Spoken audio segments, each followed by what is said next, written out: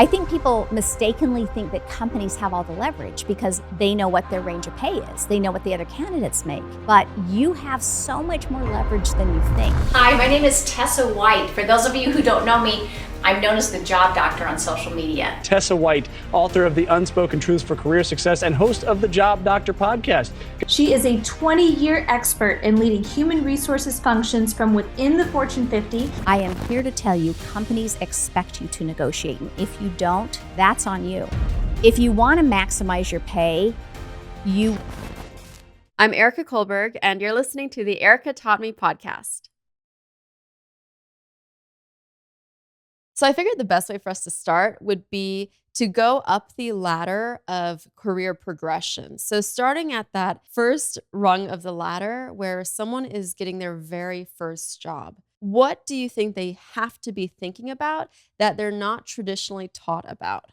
I call it stage one, the doers. And this job is interesting because you're rewarded by following what your manager asks you to do. And if you do it faster or better, that's how you get noticed. This is probably the only stage where asking questions, carte blanche, is okay. Because as you get higher and higher, it's not that you shouldn't ask questions, but they expect you to learn some things as you go. So for people at this stage, I would say, make sure you're asking things like, what is the time off? How much time do I need to give you advance notice before I do it? What training's available to me? And you need to follow up with your manager as well. This is also a stage you come in and think, well, of course, if they ask me to do it, I'm going to do it. But you following up with your manager to say that's done is incredibly important at this stage. Instead of just assuming that they know that you've completed it. Well, they won't assume you've completed it. That's the whole point, is that managers, as they're testing you, don't know your capabilities. And so you can exponentially increase how you're perceived right out of the gate just by saying, this is completed. Now this is completed. What would you like me to do next? So that's what I would tell people to do as they first step into that career. Is almost over communicate during that time? Yes. Are you trying to just understand their communication style, but it's better to over communicate rather than under communicate? Is that what you're saying? You're trying to give them proof points that you are a person that can follow through, since that's job number one. And so every time you say, I finished this, it's a proof point that I have the capability to do what you've asked. So it's simple. It's simple in that regard, but a lot of people miss that. How do you think at that stage you're differentiating yourself from other people who have been hired at the same level? You go faster or you do it better, basically. I mean, that's the bottom line. And I love the simplicity of this stage. Now, it doesn't mean the job's simple, by the way, because what you will find at this stage is that you'll be surprised that the company's a mess. Every company's a mess and crap runs downhill. So at this stage, these entry-level positions, you're going to find that the company's not nearly as organized as you thought it would be. And you're going to be stuck with trying to fix processes that haven't been fixed for a while, or things that are broken and nobody's realized. One of the interesting things that when I first went to the law firm, I did an internship after my first year of law school, or actually after my second year of law school. And my mentor at the time told me that whenever I'm assigned a project, I should ask the partner or whoever assigned it to me, how long do you think this will take? How long would this take you? And then how long do you expect it to take me? Because basically what you want to do is make sure that you understand their expectations so that you can meet them or exceed them, right? And a lot of times by asking them that question, it causes the partner or the manager to sit back and think, oh, it would take me probably an hour, but you're new, it's going to take you 2 hours. So it at least almost levels the playing field. That's brilliant, actually. I've never heard that, and that is absolutely brilliant advice to give somebody that's new in a role. I'm going to use that from now on. Yay! I thought you were going to say, I was nervous for a second. I thought you were going to be that's awful advice. No, it's fantastic. Yes, I always use that. What about even before then you land in that first job? What about the process of applying for that first job that you get? Specifically, help me understand the question on that. You're a fresh college graduate. Mm-hmm. You don't have a job lined up after college graduation. What advice would you give to that fresh college graduate to find a good job? First of all, I really think it's incredibly important. The first 5-6 years of your career, you should be experimenting the heck out of things. And so landing not just in the right company, but for the right person. I tell them, find the smartest person you know in the field that you're interested in and work for that person. And as much as I talk about how important pay is, which it is, I think I would trade sometimes a little bit of pay on the front end for the education that you get by working with somebody that's incredibly successful and smart at what they do. Because not only are they connected to other people, which you will then be connected to, but you are going to learn so much more than you would ever learn in a book. So pick a good company, pick the right person in that company. And I think that advice can help somebody get ahead far better than anything I could tell you about pay negotiation for that first job. Interesting that you use the word smart, because I know, at least at my law firm, there were a lot of very, very smart partners who I would never have wanted to work for. It seems like a lot of the smart people that I was looking at weren't good managers. So would you rather have someone that's very smart to work for or someone that is a good manager? I would rather have, when I say smart, I want somebody who has been really successful in their field. So I'm not just talking about smarts up here, but somebody who's been able to innovate, try new things, really change the industry that they're in. That's the kind of person that I want to work for, because they're going to teach me to think in new ways rather than just kind of plod along in the same old way. And if you get a good manager in the process, hallelujah. But my experience is that sometimes the more creative people are not necessarily the best managers. And it's okay. You're going to get bad managers and you're going to get good managers in your career. And I think you learn from both, quite honestly. Yeah. So let's dig into that. I want to find the smartest person to work for. I have offers at 2 companies. How do I find that smart person to work for? What kind of questions am I asking during the interview process that can help me determine whether I'm going to be paired with a smart person as my boss? First, I'd back up the truck. Before you even get to that point, it's identifying who those people are. And you know what a unicorn is, but a lot of people don't know what that term is. And I would search for really great companies that are unicorns. It shows that they have a tremendous amount of potential or that they have really unique ideas that are going to change the industry. I would back it up to that and be very selective about the companies that I talk to. Identify them first, then go after the people. Let's assume we have 2 that we think are pretty good. The kinds of questions that I would ask are, first of all, tell me about how you've developed somebody. Tell me about a success story you've had. Because I find that just like they give you behavioral interview questions, very rarely do we do that in return. And you can learn so much about a manager's style by understanding what they've done. If they have to struggle on that to find anybody or any success stories, they probably are going to be long on talk and short on action. I call that all hat and no cattle in cowboy terms. So you really want to ask some behavioral questions about that. How have you grown somebody?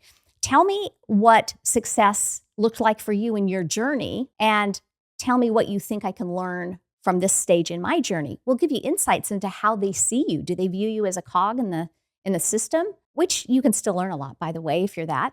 Or do they view you as somebody who can actually help them and who's willing to let you into their world to learn from them? That's so good. Those are really good ones. Is there anything else you'd be asking during that stage? I would end the interview with energy, because 90% of the people, and I've listened to thousands of interviews, they'll say, tell me when you're going to make a decision, or tell me, would you mind telling me how I stand up against the other candidates? And it's not that there's anything wrong with those questions, but they feel like white noise.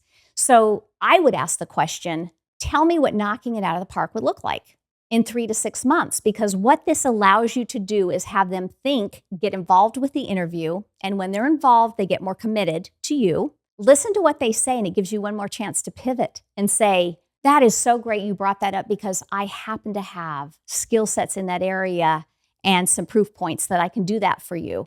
That's how you leave it on a high note, is you have to go after what's in it for them. And so many people end on what's in it for me. Leverage at its core is being able to articulate, I have what you need, right? That's a principle for pay negotiation. And it's also a principle for interviews. And when you can end with, I have what you need, you're already that much further ahead in terms of getting to be a final candidate. Okay, let's role play that. So I'm the manager. You've just asked me that question. I'm looking for a social media manager. So I say, okay, over the next 3 to 6 months, what I could really use out of a social media manager is someone who can take accountability for all of my social media platforms, start monitoring the comments, responding to people, and then also be creative and come up with visions for what would be best to post on my social media at what specific times. What do you think about that? I'm so glad you brought that up, because one of the skill sets that I have brought to my current job is out of 10 people on the team,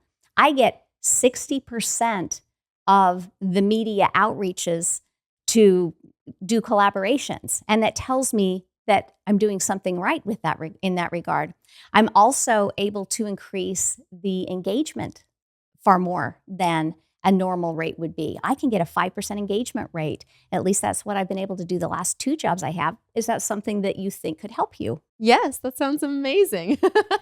That's so good. So, and then you would end the interview like that. That would be that high note that you're talking about. I think how I would end it to really strengthen it and Mhm. give the last punch to it is tie it up with a bow by saying, so what you could expect from me if you hire me is, because what you don't want to do in an interview is have them draw the conclusion, because there's a chance they'll draw the wrong conclusion. And you've already 80% of you've made it 80% of the way there. So if you draw the conclusion for them and you've done a little homework on this company, you can really have a powerful ending to say, so here's how I would use these skills in your company. I understand that you're trying to go public in 6 months. And so I would be able to do X, Y, Z for you. And I think it could shortcut the normal process for getting social media traction.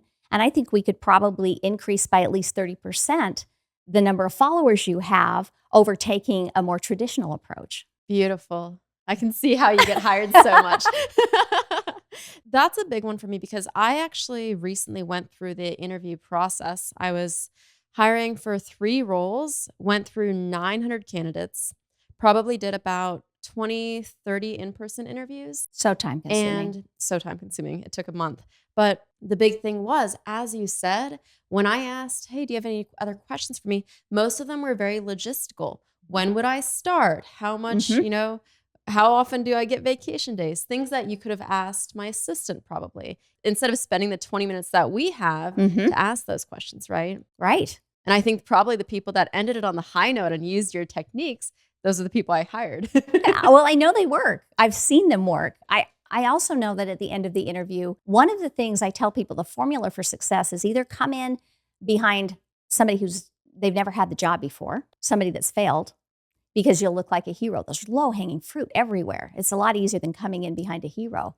So being able to end the interview also, or at least during the interview, ask, what did you like about the last person that you had? What did they do well? What did they not do well? Gives you the same kind of quality answer that you can pivot and give yourself one more opportunity to be able to pitch what you do well. That's interesting. That's so good. Because there's only honestly so much you can see from a job description. Right. And that last 10 to 15 minutes that they give you to ask them questions is so important. And then do you do the follow-up letter too, where based on what they responded, send them a follow-up maybe 12 hours later saying, thank you so much for your time, like as outlined. Can you talk us through that process? The key to getting a job is making them believe you.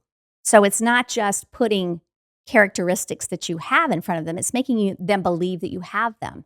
So the best follow-ups, I think, are when they can envision you in the job. So send something to say, remember that conversation that we had about X? I found this article that I think you'd like, or I was thinking about how I might go after that.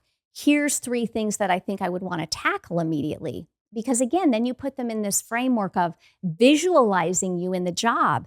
And it's incredibly powerful to have someone visualize you in the job. That's the key. Then they believe you. When they can visualize it and see the steps you'd be taking, and when you share these personal examples, they believe you. And then I'm sure, as we're going to talk about, that gives you a lot more leverage when it does come to negotiating the salary, right? That's right. If they see you in the job, they can visualize you doing the job, then by the time you're a final candidate, it's really hard to start over. It's like dating somebody and thinking, we're going to get married, and seeing that over and over and going, this is the one. And then all of a sudden having the rug pulled out from under you. You know, you want them to be really liking you a lot, salivating over you at that point in time, because again, that gives you more leverage. For that follow-up letter, do you have a specific recommended time after the interview to send it? I said 12 hours as an example. I don't know if there is a recommendation there. It's not exact, but I think within 12 to 24 hours, you want to get in front of them.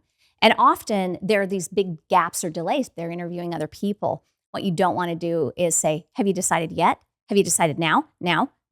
That just will drive them crazy. So I reserve at least a week out if you haven't heard from them, rather than being irritating and saying, have you made a decision yet? Send that second one to say, hi, just following up again. I found this article. I found it really useful. It seemed to really touch on these points that we talked about. And I think that's a way to stay fresh and current in their mind without bothering them too much. I like that.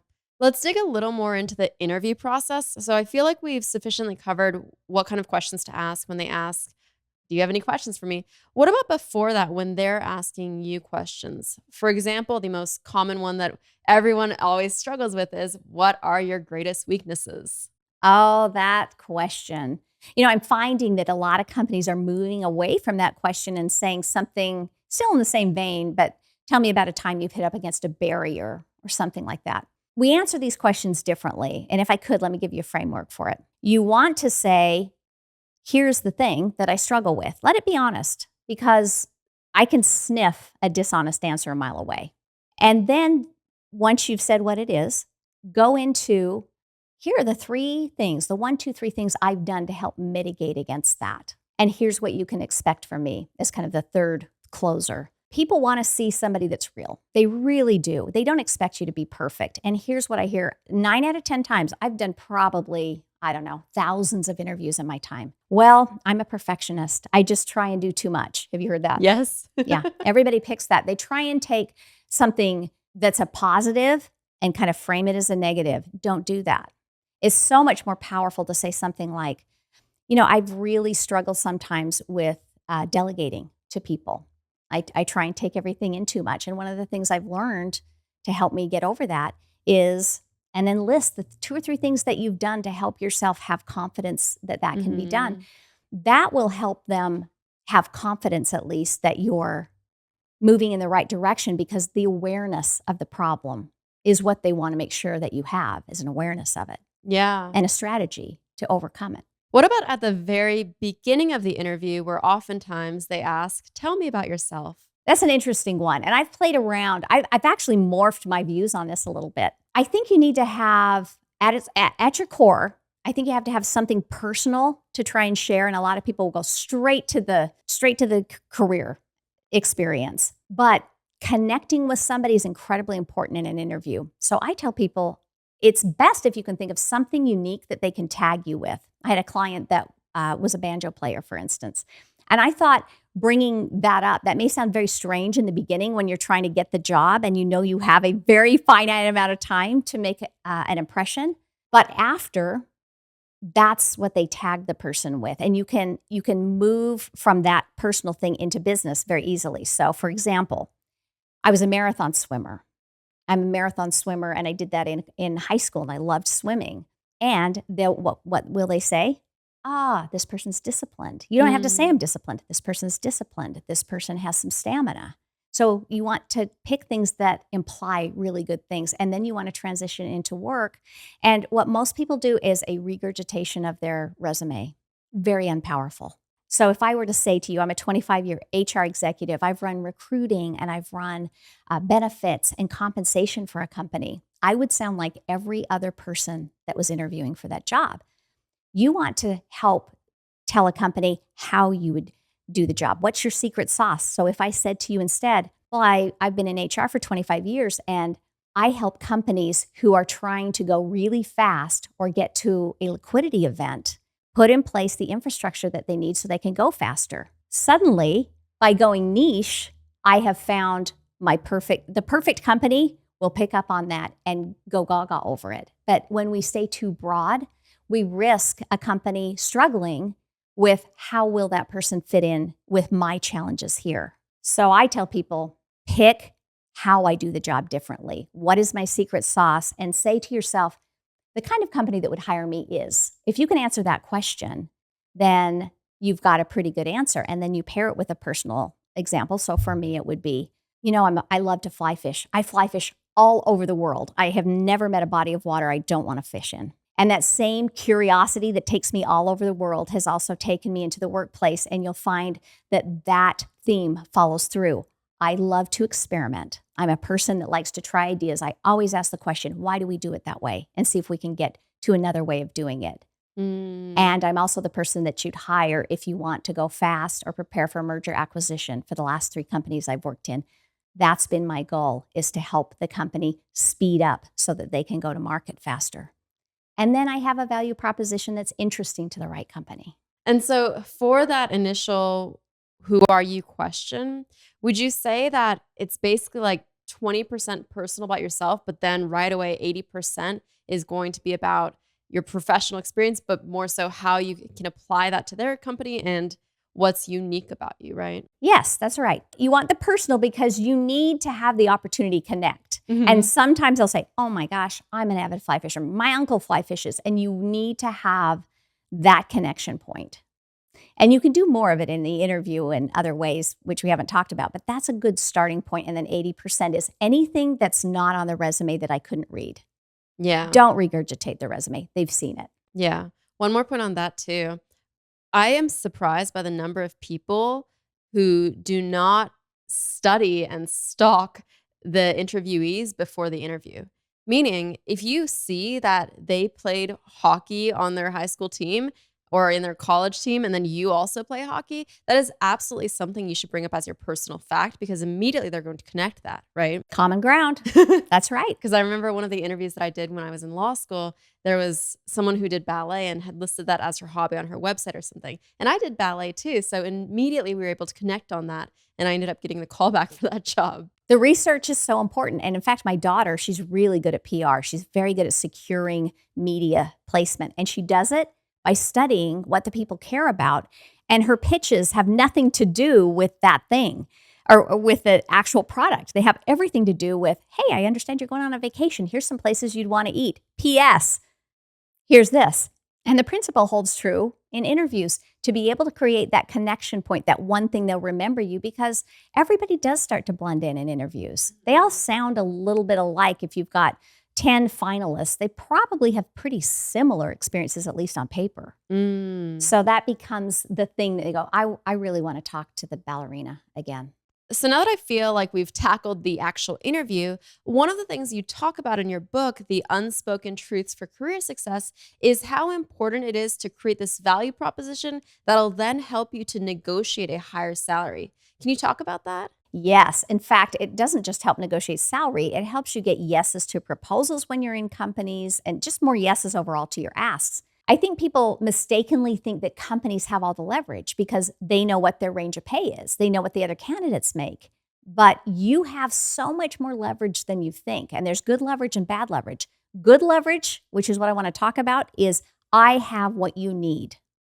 And so when you're able to convey to a company, oh, it's interesting, you're looking for somebody to help you with this new sales channel. And I just happen to have come from a company where I worked that sales channel and helped build it out. I made 120% of quota every year I was there. Is that of interest to you? That's what I would call a very simple example of good leverage. And so good leverage is comprised of skills that you have that the company needs. It's information, and we've talked about doing research on a company before you go in. If you know that a company has a liquidity event happening, or if you've listened to their quarterly reports, you will understand pain points and you'll understand areas that they're trying to accelerate and grow. This can be tremendous leverage to you because if you can take what you've learned and then say, this is the way I can help you achieve that thing. For instance, if a company has had turnover, if people are leaving, or there's a certain deadline coming up that's really critical to the company, and you have the knowledge that they need, that is good leverage that you can use to make more money when you actually ask for what you want.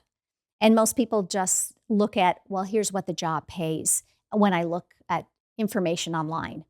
That's only part of the equation. The real powerful stuff is what you can provide and how you help them solve these problems that they have by doing your research.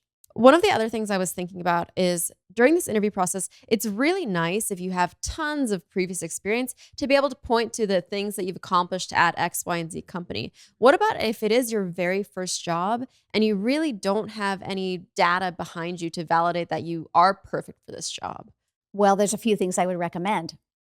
Let's talk about college students for a moment. There are things that are of value to a company.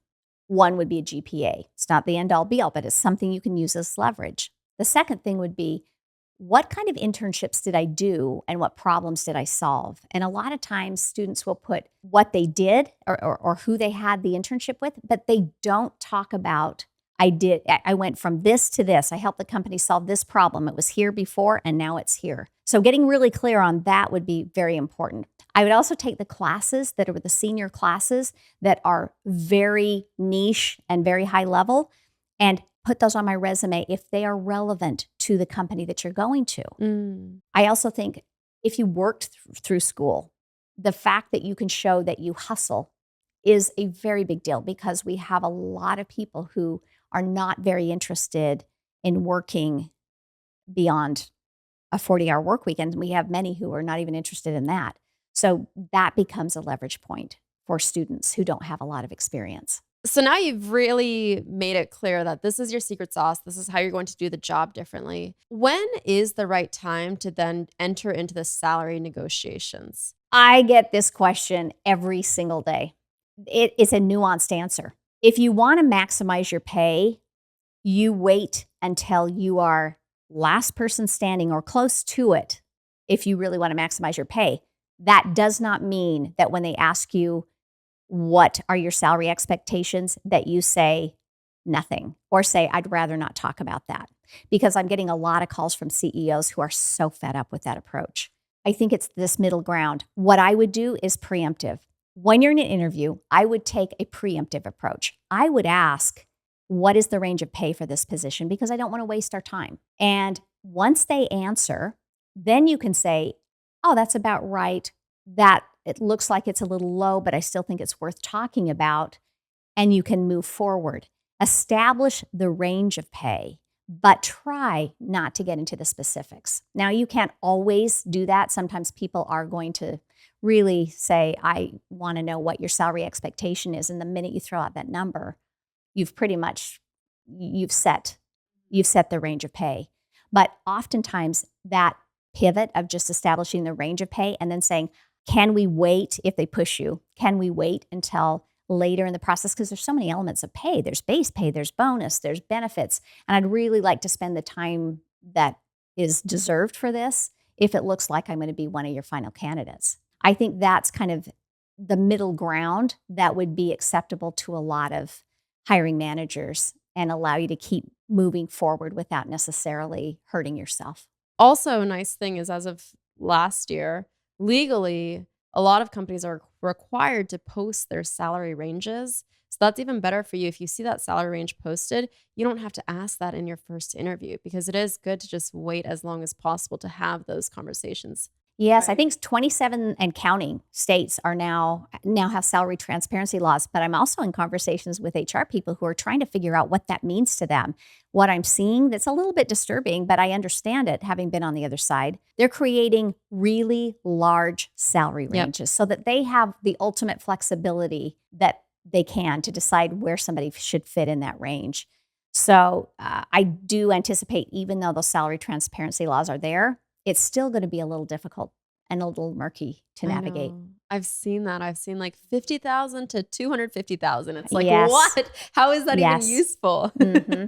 I think it's also in response to the fact that companies have had a hard time finding talent. And so where you used to need a college degree, many companies now are saying, I'll take anybody. And so they broaden the range so that they can look at more people that maybe don't have the formal education, which I think overall is good news, but it does make it difficult to navigate those murky waters of pay. Yeah. Mm-hmm. I know one of the things I always tell my followers when it comes to salary and finding the right salary is first do a lot of research to understand what your worth in the market is. And then when you do give that, what is your expected salary answer, you have to give a range, and it has to seem like also that you've put a lot of research into it. Yes. And in that answer, it shouldn't just be a one word, hey, my salary expectation is $60,000. It needs to be that range. Maybe let's say $58,000 to $72,000 or $58,000 to $65,000. And I believe this is fair because da da da. Can you tell us what the da da da should be? The da da da. The da da da. You have to have a story that passes muster for the hiring manager's manager. So think about it in those terms. It has to be logical, and you have to be able to tie it out. So I tell people when I help them with this, let's look at your benefits. What are you paying out of pocket? Where is it better? Where is it worse? If you're walking away from a bonus, which most people are mid-year, and you're signing up for a new bonus plan, is it prorated? Are you walking away from dollars? These are the kind of arguments that you need to have so that you can go in and say, all in, I need a range of pay from $65,000 to $80,000, but a lot of it's dependent upon how your bonus is structured. What is the rate that you typically have paid the bonus out? Has it been 100%? Has it been 70%? What's the track record been? Do you prorate it? If you're giving up stock options, which is really common, what are you giving up? Are you giving up something certain for something very uncertain? Because then that would be another thing that you would want to negotiate. Education and dollars for training. That would be something else that you might be giving up and you can build into your negotiation. There's basically 12 things you can negotiate when you're negotiating pay. And so often people simply stop and start with base pay. Severance in the event that something happens. That's something that people really miss. And if you're over, say, $75,000 a year and you walk away from a sure thing or something that feels pretty darn sure to something riskier, you don't know if they're going to consolidate. You don't know if somebody's going to come in and buy you. And being able to negotiate for a severance. I was working at United Health Group and I negotiated a 6-month severance for myself because they don't care in the beginning. When you're actually closing the deal, that's money that they probably won't ever have to spend. And so it's an easy ask. And the company actually did end up changing its headquarters. And I got to trigger that 6-month severance. And they said, oh, we don't do other agreements outside of our normal. And I was able to produce an offer letter. And it really helped me. But a lot of times we don't think about that on the front end of the process. You mentioned these 12 things that we can negotiate. Is that going to come into play once you kind of find a middle ground on the salary? Or are you doing it at the same time? When is the appropriate time to bring up all of these other things? I would look at the 12 things independently before you negotiate and understand what's important to you, because you can't negotiate 12 things. That would not work well. But you can negotiate the top 3 or 4 that's important to you. And everybody's different. Some people really want the flexibility and autonomy, and that is number 1 for them. Other people really care about the pay. Other people want to make sure that they have a really robust bonus plan so that when the company wins, they win and they win big. So I think it's really important that you understand what it is you're after before you go in. I've had some clients who really focused on educational reimbursements. They wanted to finish their master's degree. And that was a huge benefit for them to get that in writing. And whether they were paid $15 an hour, $17 an hour, or $30,000 or $50,000 wasn't nearly as important as how the company would help them with that. So you really do have to understand what you're after first. So let's role play. Let's assume at the very first interview, you did ask the salary range. So you're aware of the salary range. It's $67,000 to $75,000. Okay. And now you've made it to the final stages and the hiring manager asks you again, what are your expectations for salary for this role? First thing I would do going into that, knowing it's coming, is I would have the top 2 or 3 things that are important to me. So I will role play what's important to me. We've talked about the range of pay for this being $67,000 to $78,000 for the role. The more important question to me is making sure that I have a balanced compensation package that meets some of the real needs that I have. For example, I'm going to be walking away from a bonus that's paid in 2 months from now. And that bonus is on track to be paid at 100%. That's a $10,000 bonus I'm walking away from. I think that we could either pay that in a sign-on bonus, but I'd also be open to putting it in the bonus as long as I'm not prorated for the year. So that's one thing that's of grave concern to me. The other is you've asked me to move my family across country. And while I am very excited about this job and I know I can knock it out of the park, there is some risk involved for me. I would love to negotiate just in the event that something unexpected happens with the company. Layoffs, merger acquisition, pulling apart of the company, not a firing for cause. I have confidence in myself, but I would love to pre-negotiate a severance so that in the event I have to move on for things that are unforeseen, I can land on my feet. So I'd like a 4-month severance in this built in. Given what I have expressed that I can do for the company and the experience I bring, I think I would warrant being paid higher in the range. And I think if we started around 70 to 75,000, and then depending on the bonus, I love bonus plans because I know that if I win and I can get results for you, you also win as a company. So I think we need to look at the base bonus mix, knowing that I'm really excited about a bonus plan that can be higher. I would trade that over base pay all day long. Can I hand that back over to you and ask you to think about what would also be a win for you? Amazing. Bravo. I'm like smiling ear to ear because I'm so happy. A lot of people give this advice, but what I know my audience wants is give me the script. Like teach me how to communicate what you are telling me to do. And I think that's just so perfect that you've given them the roadmap and the script. That is honestly why I wrote the book, because I could not find any other book that has scripts for people and scenarios that are oh so common. And I think it's just practical advice. So somebody doesn't have to read a book and say, how do I apply it? I am telling you how to apply it right now. And I think that's what people are looking for. And having worked in a millennial Gen Z company, which was really 4,000 Gen Z and millennials and about 10 adults, I learned that they think differently and they want the quickest way to get from A to Z. And so learning's different. And that's why I think the scripts are so important. So I was looking in one of your most viral TikTok posts. By the way, if you're not following her, it's Job Dr. Tessa. You featured a screenshot from a hiring manager who said, I just offered a candidate $85,000 for a job that had a budget of $130,000. I offered her that because that's what she asked for, and I personally don't have the bandwidth to give lessons on salary negotiation. So what should that candidate have done to get the $130,000? And do you see any other issues here? Oh, there's so many issues. There are so many issues.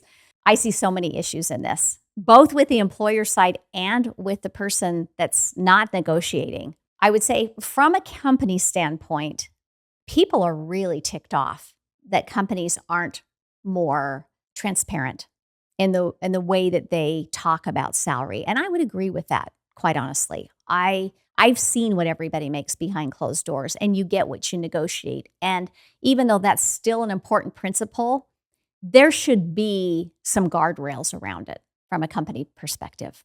But from the employee perspective, a lot can be done with research. I had a candidate that was so gutsy. He actually called on people he found on LinkedIn who had the job before in the same company and asked them what they were making. So he knew. Now, I wouldn't dare do that, but I thought, wow, that's taking the bull by the horns. But research is really important. And then taking what you learn about what you think is a fair amount of pay and being able to tie it back to specific outcomes and results you've gotten that this company will care about. And that's really all it is. I make it sound simple. It's actually pretty hard, but those are the things you have to do to maximize your pay. And can you imagine reading that and that's your boss? Oh, I was in the head of HR, so I always got to see what the whole company made. Talk about a burden. I would go in and find out that I'd under negotiated for myself and could see where the disparities were. And it drove me absolutely bonkers. In part, that's why I'm so adamant to help people with this. Mm-hmm. People often won't negotiate because they think the company will be upset. I am here to tell you, companies expect you to negotiate. And if you don't, that's on you because they expect you to do it and they have money to negotiate. They'll tell you if they don't. And even if you get a no to your ask, it's not terrible. All is not lost because a no plants a seed. If you ask for a raise in a company, you get a no, your manager is thinking about this the next time they give out money. And I promise you, they're thinking, oh, how far can I can't push this much farther. They want a raise. So you might as well ask. The first raise that I asked for was I worked for an ophthalmologist in an eye doctor's office. And I thought, I need to make more money. And so I waited until he was the only one there at night. And I asked for a raise and I got it. I just think he didn't know what else to do because I asked it. Everybody was mad at me. That the office manager the next day was so mad that I had asked for this. But I learned something really valuable. And that is, you don't get a raise unless you ask. Your chances of getting one is 0% unless you ask. And also, having sat on the other side, I know when people get raises. And it's usually, the big raises aren't at year end. The big raises are mid-year. And it's because you've separated yourself from everybody else and you can make a good argument. And it's easier to get money then than when you're giving away the whole pot of money at year end and everyone's asking for it. So there are some tricks to getting more of the company money tree. Ooh, okay. So let's dig into that because I know that most people do wait until the end of the year at their annual review to ask for that raise. So you're saying that the best time to do it is actually middle of the cycle. I think the best time to set the argument is the middle of the cycle. You might get it at year end if you set it in the middle of the cycle because companies do set aside a slush fund for these special one-off increases. And so you set the stage, you might get it at year end, but if you don't, here's what's interesting about asking out of cycle. I compiled some research from the companies I've been at, and about 80% of those people who ask out of cycle, their increases were more than 5%. Now, this was a few years ago, before 5% was the norm. And most of the increases that were given out of cycle, 80% of them were at least 10%. So think about that for a minute. Think about how long it would take you in an annual cycle to get that versus doing it mid-year. And so let's talk about how to actually go about that conversation because I think we both know it's not as simple as, hey, give me a raise. No, not at all. How should they be approaching that conversation? And then what research data do they need to have to validate that ask? All right, great questions. So I'm going to answer through an example. Now, you're really smart. You do this all day, so this should be a piece of cake for you. No pressure.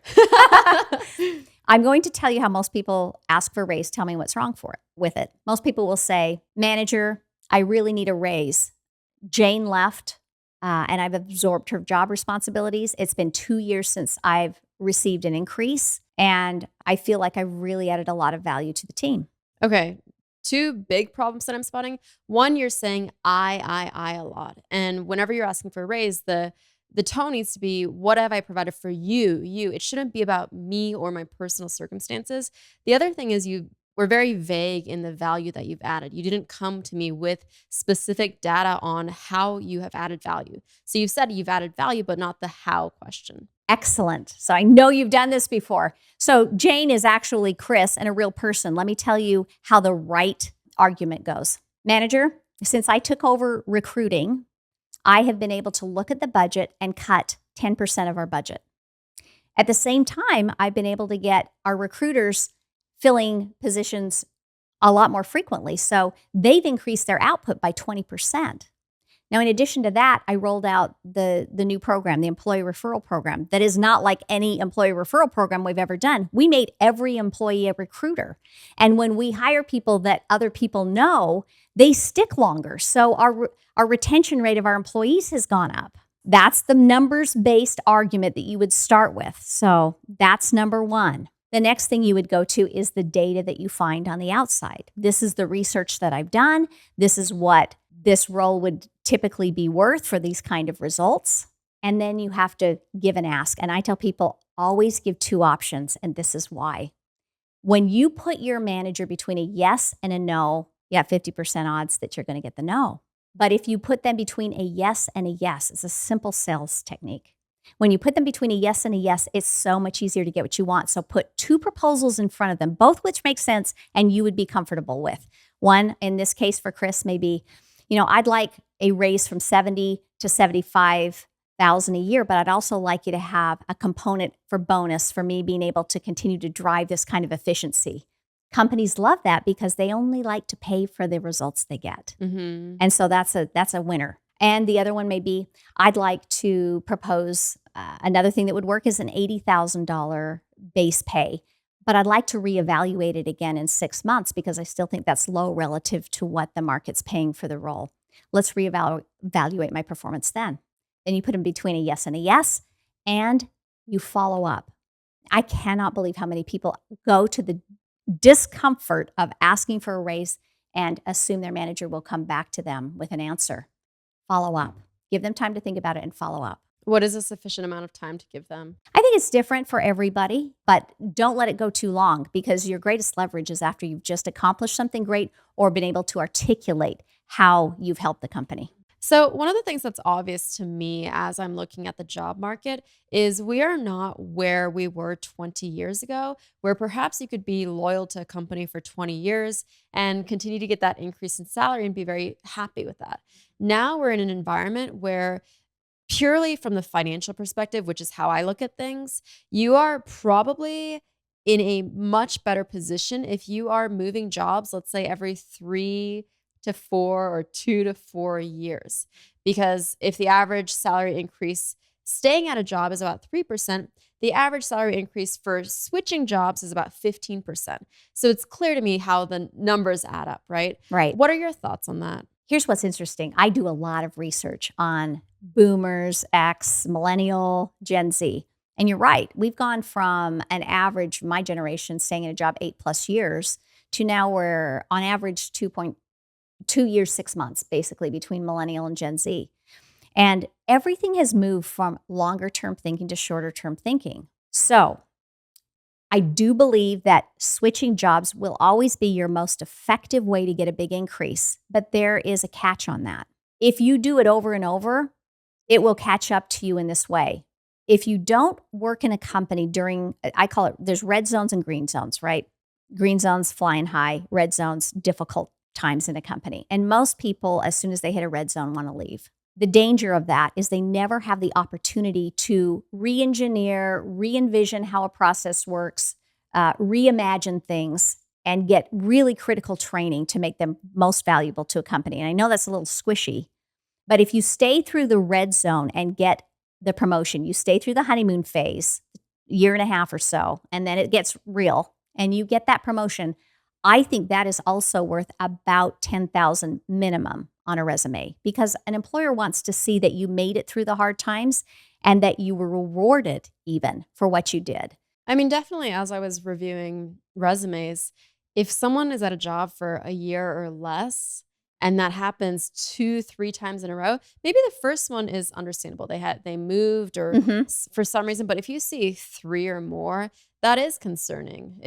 It makes you feel as a manager like, okay, what prevents them from leaving me in less than a year? And it takes me 3 to 6 months to onboard someone where they're productive and know the system enough to actually help me. That first 3 to 6 months, Right. I'm spending more time training them than they're actually helping me, right? Do you have a hard number in terms of number of years to stay at the company, or it's really about making sure that people have graduated within these companies? I think you get a couple of, I call them get out of jail free cards where you can move because you made a bad call and you want to move on, or the perfect dream job came up after you started this other company. But I do think that on the whole, those people that have stayed at least 3 years in a company, that's a pretty good amount of time to show that you've made it through, you've learned some things and been able to move up within a company.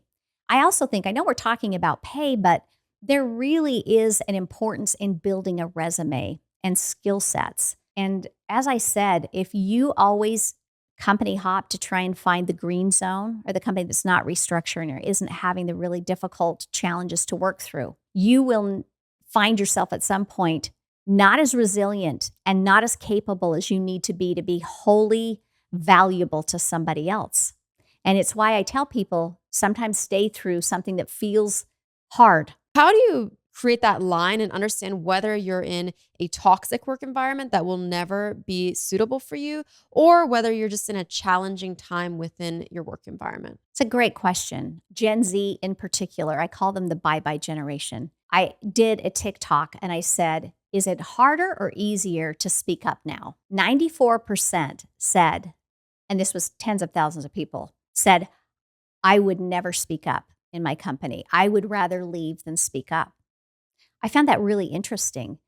They would say things like, if I have to write the script for the company, I'm going to leave. But yet you think about relationships, and you would never leave a partner if you gave them no information on what was working or not working. You just don't up and leave, I hope, because you have to have communication. And what I find is that the younger we go in generations, the less likely we are to bring up situations that could have potential conflict involved. And yet, one of the hallmarks of working through whether it's toxic or whether it's just hard is being able to have a real conversation. I'll go sit in a company when they hire me to come and find out what's wrong, and I'll just listen in the hallways, and I hear halfway conversations all day long. And you've heard them.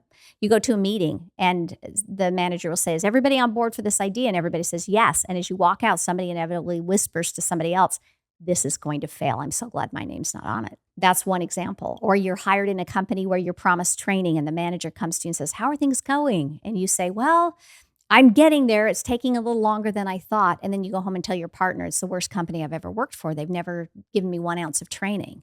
So I would say a halfway conversation is something you should look at yourself and see if you're doing.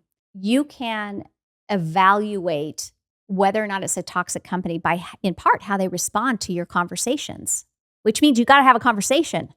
Elizabeth McCune at Microsoft did some research and learned that if somebody speaks up on 10 or more topics in a given year, they have over 90% job satisfaction. Typically, that's the correlation. And it drops 30% if they have only 5 or more topics they bring up. And what that tells me is I talk to people all day who say, if I bring it up, my job's in jeopardy. It's not. If you do it the right way, your job may not be in jeopardy. So if you feel overworked, how have you addressed that with your manager?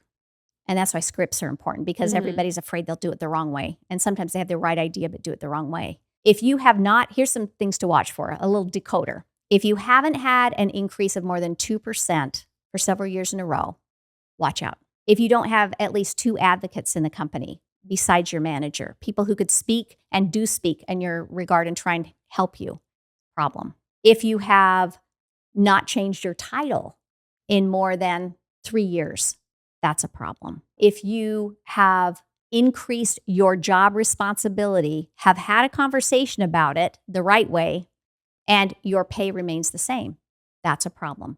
So if one of those things is going on, that may not be a problem. It may just be a thing. If 2 are happening, maybe a coincidence, but if 3 or more are happening, I would call that a pattern. And I think that's worth reevaluating your company. And I don't mean to say it's all about pay either.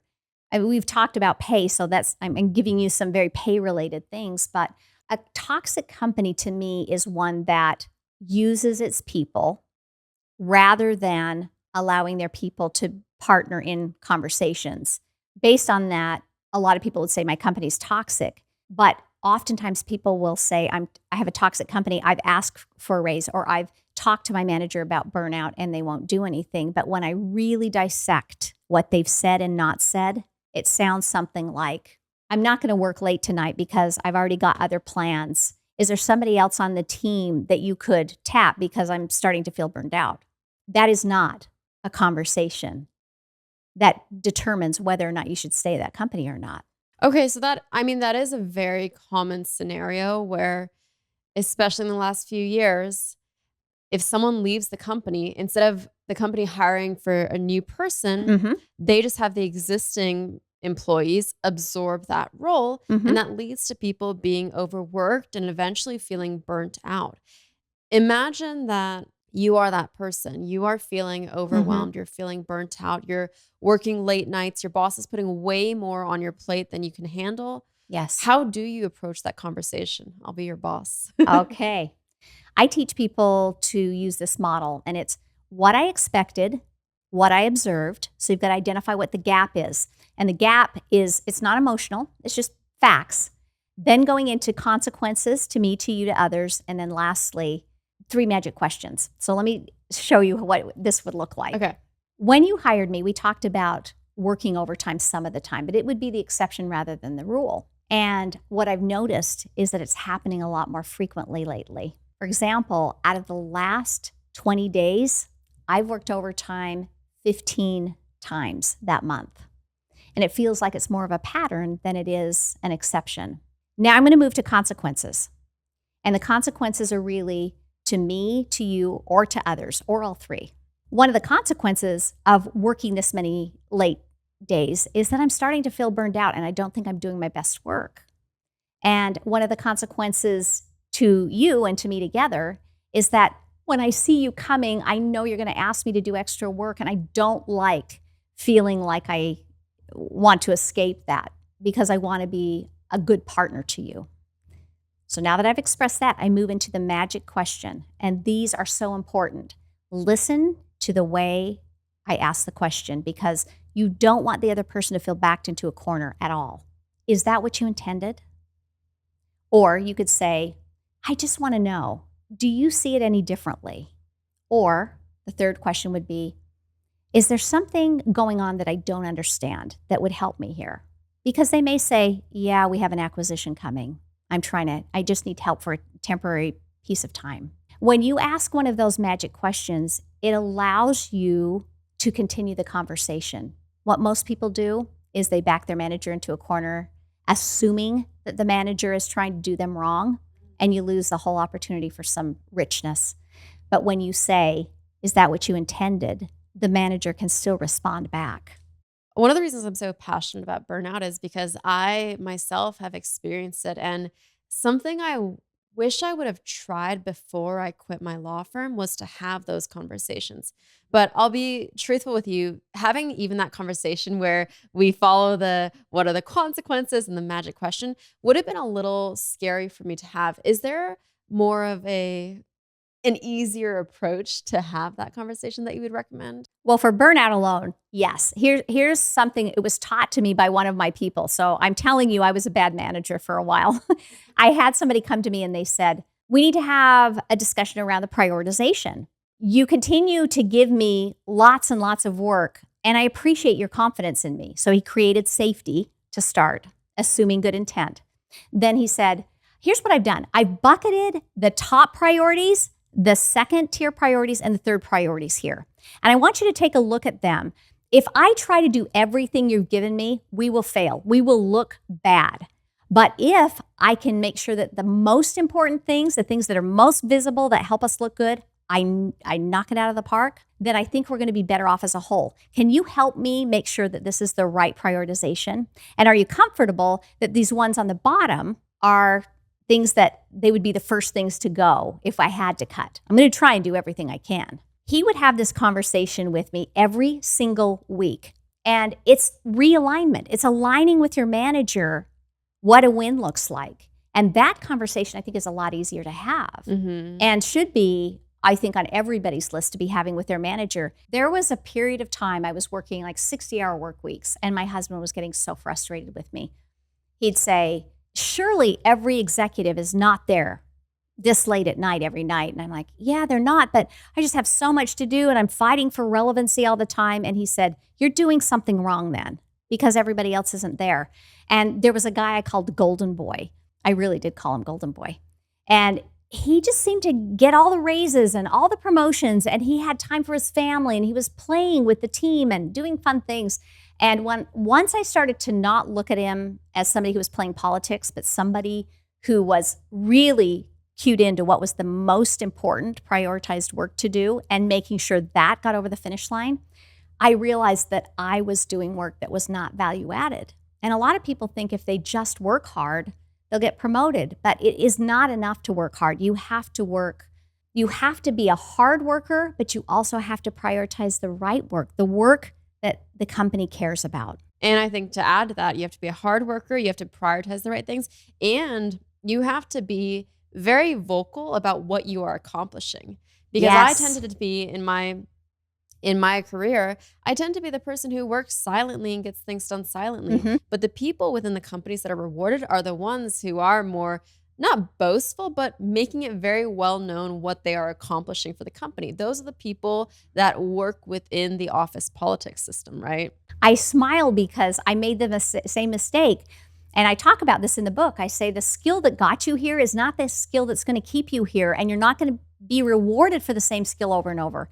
I did the same thing. Early in my career, I just kept it out of my manager's hair and got everything done, and they loved that. And my CEO at one point called me in as an executive and he said, I just found out you were working on this project with IT and I didn't know you were working on it. And I said, oh yeah, I just didn't think I wanted to bother you with it. And he looked at me and he said, if I had known you had that skill set, there are so many other things I would have asked you to help me with.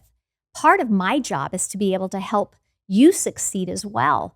And so your ability to manage up, I need you to reframe it. It's not about personal PR as much as it is about making sure I know what you're working on so that we can maximize the skill sets you have to offer and you can be exposed to things that will help you grow faster. One of the key things that you said there was managing up. Talk about what it means to manage up. What does that phrase mean? Managing up to me is making sure that your peers, so for me it was the executive team, is aware of what you're doing and that those above you, so for me it would be the CEO, that they're aware of the work that's being done and some of the initiatives that you're working on. And it's incredibly important that they know. In part, it's because as you rise in a company, your job is not just your silo, your department. Once you hit about, I call it stage 3 of your career, you shift into this world of interdependence, where your ability to get promoted has a lot to do with the relationships you're building across different departments. Isn't that a cruel twist of irony? Yeah. You're rewarded in stage 2 for independence and just doing it alone. And then all of a sudden, you have to move to interdependence. And you can't have all the answers anymore. So that's in part why you have to manage up, because other people have information you need. The other reason is you're doing complex projects that cross over and those tentacles go into other departments. And there's nothing worse, I've made this mistake, than managing a project and not realizing it touches over here. And when you're done, the project is already dead because they can't use it. It didn't meet their needs over there. So it's really important that you manage up for that reason as well. Your ability to move up in a company has so much to do with how others view your capabilities. When you were working in HR, you obviously got to see the trajectory of different people and how some people continually got promotions and raises and how others did not. Besides their ability to manage up, what were the most common traits you saw amongst those who were able to constantly get promotions and raises? All right, I want to give you I'm going to go backwards to go forwards. I am obsessed with data, and it was driving me crazy. We would hire people, and then the people we thought were great fits, we were letting go. And I was trying to solve this. So I was looking at all the data of why people were fired and could never correlate why. And then a few years later, I was looking at top performers. Why were they succeeding? And all of a sudden the lights went on. By stage and career, the same skill sets that got somebody fired were the exact same skill sets that top performers had that kept them in the seat by stage. Now, I don't know, that just blew my mind. And so that's when I started the 5 stages of career growth, because you really don't have to guess what skill set you're going to need next to be prepared. There's 2 that I would say are the big ones. Number 2, stage 2 of your career, it's the ability to get outcomes and results by yourself without somebody telling you each step to take. That's the gateway to every other promotion you'll get. If you can't do that, you're just going to stay stuck. So that's number 1. But the second one that acts as a fatal flaw to people if they can't get it right is this getting comfortable with conflict. People seemed to believe that the absence of conflict would help them in their career rather than the other way around. And what I found is that the higher you go, the more you have to use this skill. When you hit a stage 4, which is a director, your whole job is prioritizing and getting prioritized among all of the different things the company has. Not only prioritization, but you're fighting for resources over and over again. And it's not just one time a year. Somebody inevitably doesn't hit their mark and you have to reprioritize again. And so if you are not able to get comfortable with talking about things that have conflict, it really will act as a fatal flaw in your career and stall you out completely. What should people know about office politics that you think most people are getting wrong? I think we hate them. We love to hate them. That's the thing we get wrong. I think the lie is that office politics are the enemy, and I don't see it that way. Office politics are a fingerprint to how work gets across the finish line and how a company values it. And that requires a tough reframe for a lot of people. But when you think about politics, for me, it's what does the company reward And there's 5 elements to that. The first one is how fast does a company go versus slow. So fast meaning you can make mistakes along the way. That's fine with us, but we have to go fast at all costs. And there's a reason to do that for some companies. And other companies will say, no, I want to be really methodical. Healthcare, for example. We can't make mistakes here. And when you start to understand these 5 elements of politics and where your company fits in, I think you make adjustments to your style. And politics are available to everybody. That's the one thing. Every employee has access to see and read politics of a company. So it's a secret weapon that people just don't use very often. What people will do is say, I didn't get ahead because of politics, rather than stepping back and saying, what is it teaching me about what the company values right now? Obviously, we all want the dream job, but to get the job, first there's a little piece of paper called your resume. Yes. What do you think people get wrong when it comes to resumes? This is so simple for me. What people get wrong is they put a job description on the resume. Your job in a resume is not to convey the job description as much as it is to make them believe you can do the thing you say you can do. And that would suggest that on your resume, you need to make sure you are crystal clear on the outcomes you produced. The top third of the resume, to me, is the most important. If you don't get through the top third, you're not getting an interview. And a lot of people put a lot of buzzwords at the top. They'll do like the biggest conglomeration of buzzwords that mean nothing ever. So what I tell people to do is to make sure they first have the elevator pitch to the elevator pitch, the highest level elevator pitch, and have 3 key words that they know how to do that really are relevant to that job. Maybe it's operational efficiencies, project management, something else. And then when you're doing the paragraph, that first paragraph, be really mindful to say, this is the kind of company that would hire me. I'm somebody that you would hire if, and finish the sentence. That's really powerful. And then I like to put, instead of this whole list of skills that, yeah, you may have them, but you may not, I like to see professional highlights listed and outcomes, because that's what gives you confidence. And if you can put that at the top third of your resume, you've beat 90% of the resumes that I see that simply put buzzwords that may or may not mean anything. Is it true that most HR departments are now using a computer to first scan through resumes and get rid of the ones that Yes, aren't even applicable? they've been doing that for decades. I'm old enough that I've seen it for decades, but I also have implemented the systems. They're called applicant tracking systems that the resumes go through. And here's what's so interesting about those. They pick up keywords from the job description and make matches. And a lot of people don't know this. And you're ranked based on the keyword matches. So if you have the right experience, but you've used the wrong words, you may not even show up. So I tell people, put your resume through a word cloud generator. If you don't know what that is, Google it. It's free. It just is a word picture, and it pulls out the words that you use most frequently. And then put the job description through it and make these slight adjustments and tweaks to your resume so you have a higher likelihood that it will get ranked higher with the same experience. And a lot of people just don't understand that that's how an applicant tracking system works. What other tips do you have for creating a resume that stands out? One of the more common mistakes I see is that people simply regurgitate a job description. And I think there's an opportunity on every bullet point on your resume to turn it into an outcome. So if you say, I'm responsible for increasing social media presence, how do you know you did it well?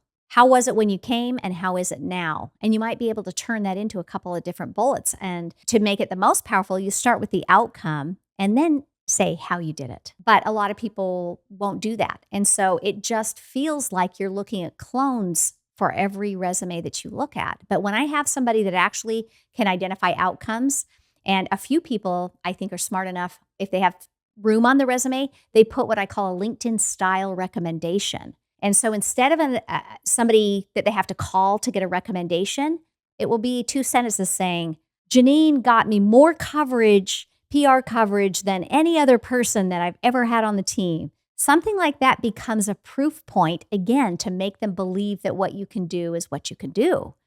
And nobody is going to take time to call your references unless you're last person standing or one of the last people standing, but it could be on the front end, the thing that gets you differentiated between 10 other resumes that look just alike. Mhm. So I like that idea a lot. We have a closing tradition. The podcast is called Erika Taught Me, but today is all about Tessa. So, what do you want people to walk away from this podcast being able to say, Tessa White taught me this?